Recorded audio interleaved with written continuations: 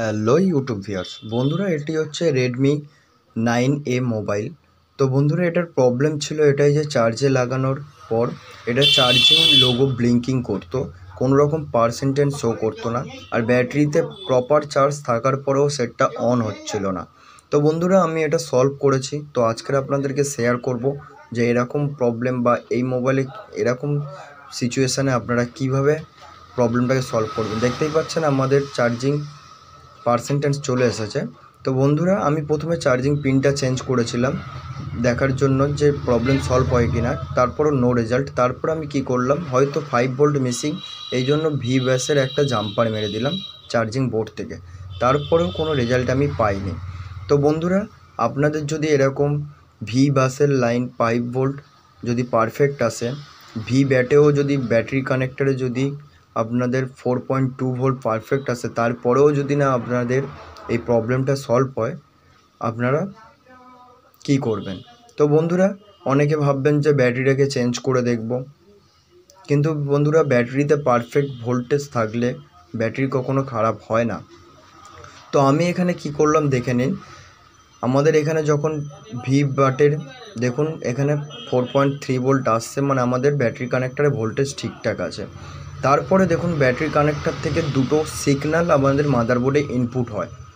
আপনাদের একটু ভালো করে দেখাই বন্ধুরা, দেখুন একটু জুম করে নিই, জুম করে নিলাম বন্ধুরা।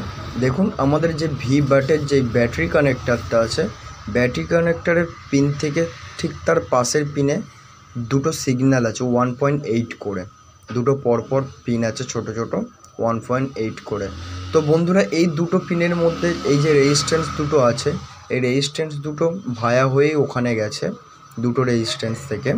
তো বন্ধুরা এই দুটো রেজিস্ট্যান্সের মধ্যেও যদি কোনো রেজিস্ট্যান্স একটা খারাপ হয়ে থাকে, তাহলে কিন্তু এরকম লোগো প্রবলেম আসবে, চার্জিং লোগো প্রবলেম আসবে, চার্জ হবে না। তো বন্ধুরা সেম হচ্ছে এই বোর্ডটার সাথে হয়েছিল। এখানে একটা রেজিস্ট্যান্স খারাপ ছিল, একটা রেজিস্ট্যান্স মানে এই পারে রেজিস্ট্যান্সটা খারাপ ছিল, তো আমি এটাকে চেঞ্জ করে দিয়েছি। দেওয়ার পরে আমাদের এখন 1.8 ভোল্টটা পারফেক্ট আমাদের ব্যাটারি কানেক্টার পর্যন্ত পৌঁছাচ্ছে।